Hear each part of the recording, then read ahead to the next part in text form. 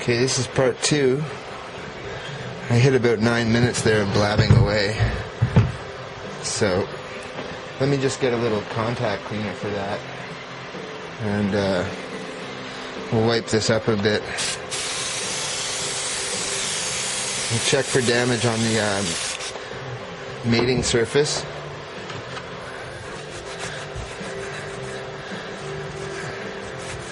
And there's no scratches or digs from people prying the head off.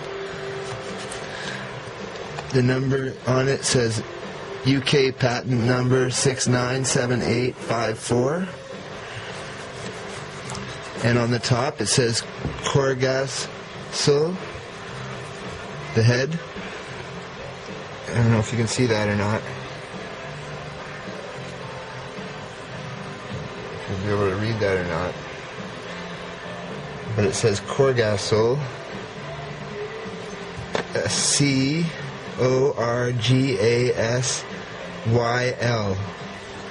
So that was the company maybe that made the head. I'm not sure if this... It's a stock head from all I can tell, but maybe that was a company that was contracted to make the heads for the first year. Corgasyl. Very nice. And it has a 70 stamped on it right over here. On the face of the mating surface it has type, which is really interesting. I've never seen that on a, British bike actually. I haven't taken apart tons of them, but I've never seen it actually typed in. And that logo, this logo of Corgasyl, is something I've never seen before. Right there.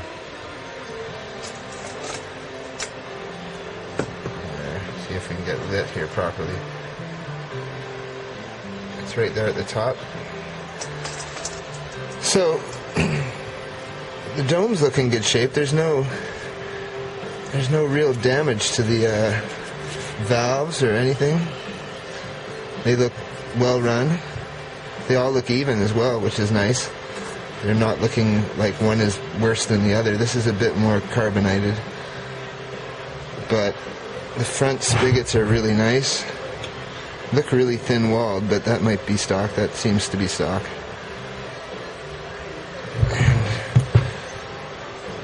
Inlets look good. Screws are pretty fresh. We'll put some. I'll make some dies for these small insulators. If they're not the same as, say, the Triumph single carb smaller version, maybe I'll do something like that. There is crap on the inside of this that I can flake off on the inside of here. That's the gasket itself. I'm trying to get a piece out for you to see. There you go. So there's this on the edge and it's interfering with the flow of the engine. So there's another piece there. And anybody who'd own something like this, I would think that, a 441, it took me about 10 years to start refining stuff like that, but I think they would be conscious of assembling something with a blockage in their throats of their carburetors. So that's that. I'd like to get the valves out, but I don't want to risk damaging these domes or these piston or these valve tops with my crude Frankenstein valve compressor. So I'll wait for somebody to help, or I'll get a shop to do it that can actually do it, like Murray's at Suzuki place up the street. Now there seems to be ridges around the seat here. I'm not sure, that's the exhaust side, if that's stock or not, but it looks like the seats have an outer edge to the actual alloy dome where they're press fit in. This is a very obvious seat position there, so I'll have to get an opinion on that, but that might be just out of the factory considering some of the other stuff that I've seen in this. So that head's good. The pistons now, get some light for Stuart. Can you see, sir? Okay, there you go. Let's take a look at the pistons. Now, I'd like to rotate the engine and show you their movement. And I've oiled there in with sewing oil and little penetrating oil before, but we're going to look at the center piston because I've taken a little bit of the carbon off. not around the edges, but around the top here. And it says MC, and here it says front, maybe, I'm not sure. I can see an N and a T there, but now this one has a bit more crust on it. I haven't cleaned it up yet. The gasket is definitely not copper. It looks strong as hell, but I don't know if it's original or not. But it looks like it's a wire reinforced graphite type gasket to me. Maybe not graphite, but wire reinforced something. Now on the cylinder head here there's an M at the front. There is a M on this one, and there's nothing on that one there. The engine turns over, as we found out last night, and I'm going to be careful with the followers, but there you go with the engine rotation. So we see clutch side up, then timing side up, and then we have center piston coming up. So we're going to check the bore now. I'll rotate it to one close to the light so that we can get it there. Okay. Now there's also very little movement in the piston itself. I can feel the rings springing, but there's very little movement in the piston itself. There's, I'd say, maybe 2 or 3 thou, but no slapping against it. The rings are doing their job. So there is compression in that, and that's a good sign. Now let's drop that one down, and we'll look at the bore itself with the little wipe, trying to avoid the lock tab washer on this here. Okay, now we're down with that piston there. $400 camera in my hand, trying to rotate an engine. Okay. This is better than on the front of my face at 70 miles an hour on the highway, right guys? But at least I have Lexan on it then. No spraying stuff around this camera. Okay, let's wipe out this barrel here and look for scoring, which I felt for, but I didn't wipe out the barrels yet, so this is the first time that I'm going to be looking at this. And let's get the light in there. There is no ridging at all. None at all. So, I don't see any honing, but I really don't see any ridge at the top of this at all. And the bores look clean all the way around. There you go there.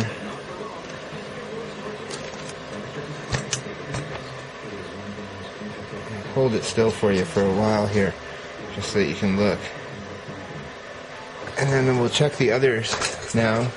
We're going to probably be running around 9 minutes now, I guess, or 8 or 9 minutes, so I'm going to have to do this without risking anything. I'll try to hurry it up a bit, but let's put that one down. The center piston is down at PDC right now.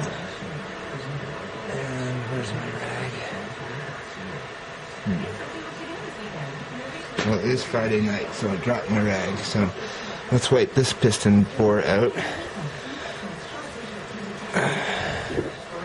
Sorry, there's a bit of stress here, holding everything. Okay, so there we go.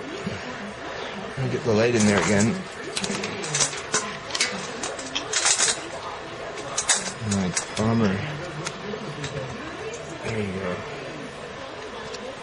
I've got the hand thing on the way. Now there's rubbing there, but that's not scoring. I can't feel that with my fingernail. The camera's just very high quality. There's some minor serration, like minor scoring, I guess, but nothing I wouldn't get rid of with a hone, a quick hone, or even my, well, I won't say it because the triple guys might not help me if I mention my paper towel sanding technique. So yeah, I'll get a proper hone, and we'll do that with a hone and clean up that bore a bit. But there's I can't feel that scoring, if you can call it that. Let's go for a final piston now. We're running about 11 minutes, I'm guessing. The camera doesn't tell me how many minutes I've done so far. Just how many minutes I have left, so I should practice my math and realize how much I'm using up. Okay, now we've got this timing side piston all the way down. They do delay when they're down there, it seems. I don't know. Probably just a movement of the crank, but we'll clean out this one. Gotta hurry up here.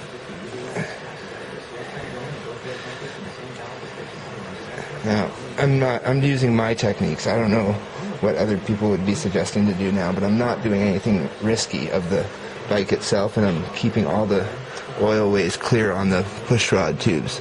So I'm trying to adhere to some kind of cautious maneuver or cautious approach here. So this board looks good as well. There's no scoring at all that I can see or feel. There's no ridge at the top.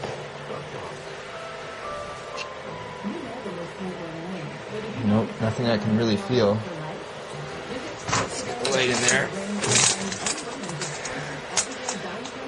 And there's that bore. Some minor scoring that's not really scoring. I've got to watch the lens with these bolts sticking up, but there is some scratching on this pipe from maybe being lifted up after it fell over. No distortion, but there's some very small dents and some motion scratches there, but nothing like a road accident would give you. Not deep scratches, just these are rubs off of the ground, I think, here. So the gas tank is being stripped. Found a little bit more Bondo in the front here, and it seems that on these R3s that the steering, this was welded here, the actual tank mount, and he may have actually cut it back further after this happened. Bang, bang. Now, high speed, it would have done serious damage to this bike if he had had a high speed slapper and then gone down with this bike. It would not be in the shape it's in. The front forks would have damage on them, I would say. There would be some kind of scratching. This is more of a, if you can see that, it's definitely more of a crush type impact. It's not rusting even. It looks like the chrome hasn't even been breached on this, so it's definitely not a highway accident that took this bike out. At least that's my opinion. And like I said, it rolls really straight. It feels solid even without the bearings in the headset. So, you know, I've been really gentle with it, but still, I don't want to damage anything up there either. And that's it. So it turns over. Now we can rebuild it, or I can get some help without knowing that it'll be for waste. I have to get the engine spec'd out for the front engine mount. And there looks like no real damage. So stage 2 will be get some parts analyzed, perhaps get some help with the head, and I'll lube up the rockers and get the black paint off them. Tape them up, wax them up if I have to. I'll stuff wax, jeweler's wax inside those springs and the shaft areas, seal it completely, hard jeweler's wax. And then I can sandblast a little bit, but I'd rather stick to the outside if I sandblast and clean it up, and do it very carefully with like airbrush size sandblaster, so that I can have the pencil point type blast happening to clean accurately and not hit those rockers or their